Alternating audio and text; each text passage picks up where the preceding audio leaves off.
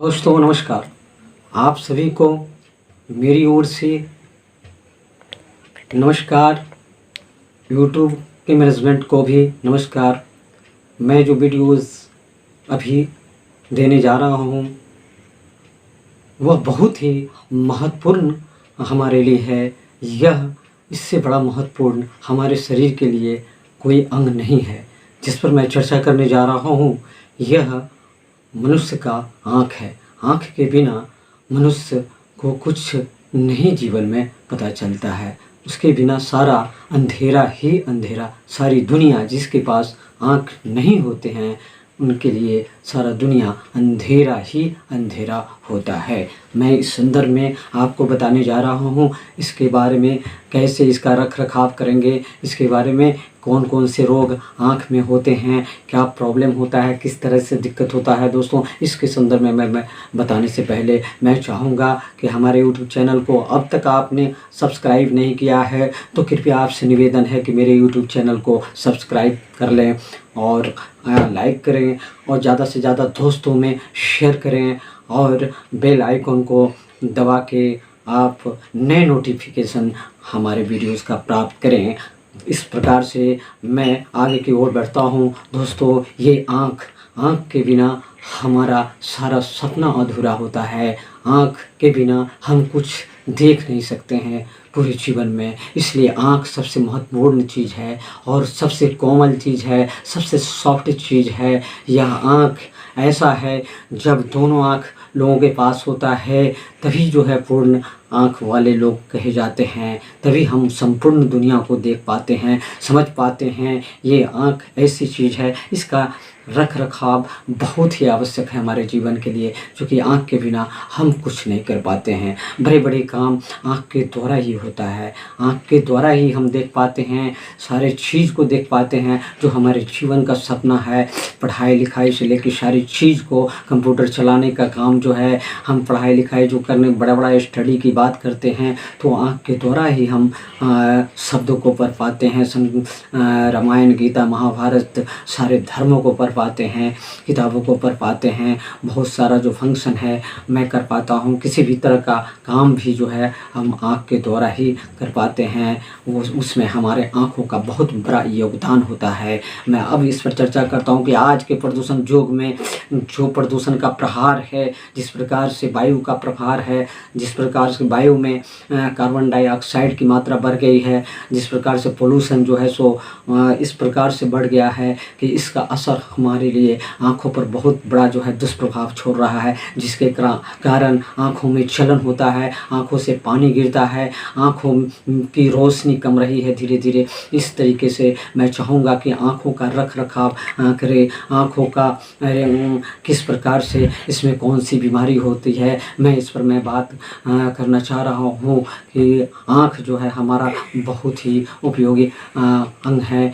यह जो नेत्र है, यह नेत्र जो है इसको चक्षु भी कहते हैं, नेत्र भी कहते हैं और नयन भी कहते हैं और इस प्रकार से हम आँख भी कहते हैं। इस प्रकार से मैं बताना चाह रहा हूँ कि जिस प्रकार से आँखों का जो रोग है, आँखों में कंजक्टिवाइटिस होता है, जो वायरल बीमारी है, जो वायरल के कारण आँख जो है सो हमारा लाल हो जाता है, उसमें इन्फ्लामेशन हो जाता है, मतलब कि शोध हो जाता है और बहुत सारा प्रॉब्लम आने लगता है। इस प्रकार से वो आँख से सही से देख नहीं पाता है लोग, इतनी सारी जलन होती है, लालिमा बनी हुई रहती है। इस प्रकार से हमको आँखों के रोगों के लिए एक एक्सपर्ट से, ऑप्थेल्मोलॉजिस्ट जिसको हम कहते हैं, जो आँखों का डॉक्टर्स जो एक्सपर्ट है, उससे विशेष रोग होने पर उसका सलाह लेना चाहिए।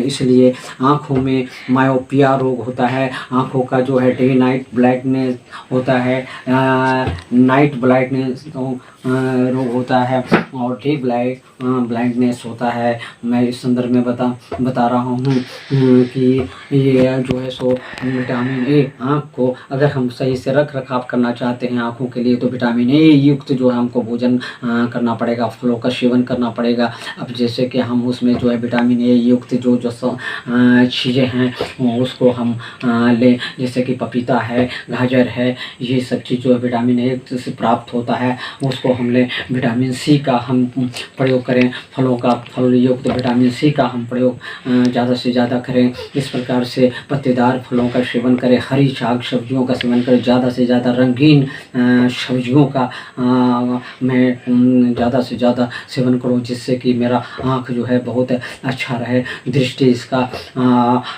दूर दृष्टि बना हुआ रहे, आँखों में किसी भी तरह का जलन नहीं हो, आँखों में किसी तरह का लहर नहीं हो, आँखों में किसी तरह का पेन नहीं हो। इस प्रकार से जो है हम बाहर निकलते हैं, अपने कामों पर निकलते हैं, तो कृपया आपसे निवेदन है कि अपने आँखों की रक्षा के लिए आप चश्मे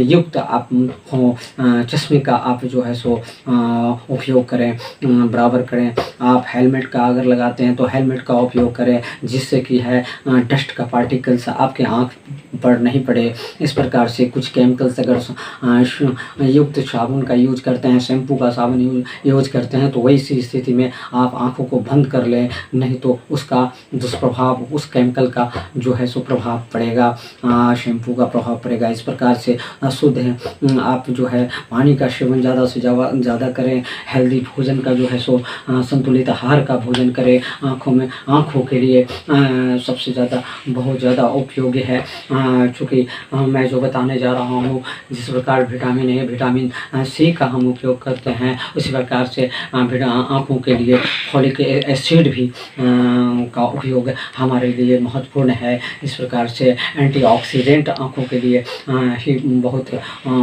उपयोगी होता है। इस प्रकार से आपको जो है सो जिसमें विटामिन सी युक्त भोजन करना चाहिए। मछली में ओमेगा 3 का जो है सो ज़्यादा से ज़्यादा सेवन करना चाहिए। हेल्दी मछली का जो है सो स्वस्थ मछली का सेवन करना चाहिए खान पान में।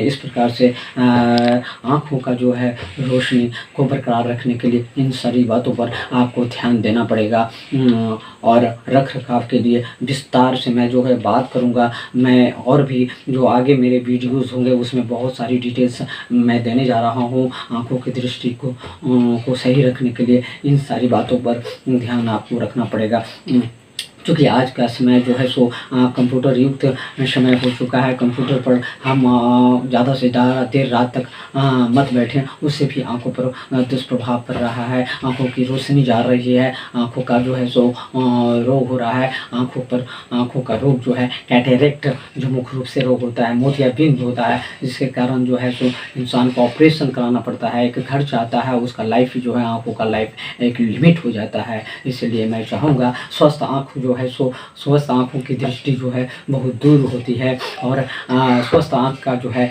निम्न दृष्टि जो है सो 25 cm जो है वो होती है। इस प्रकार से मैं यहीं पर अपनी बातों को विराम देता हूँ, और फिर मैं नई वीडियोज़ में आपसे मिलूँगा दोस्तों।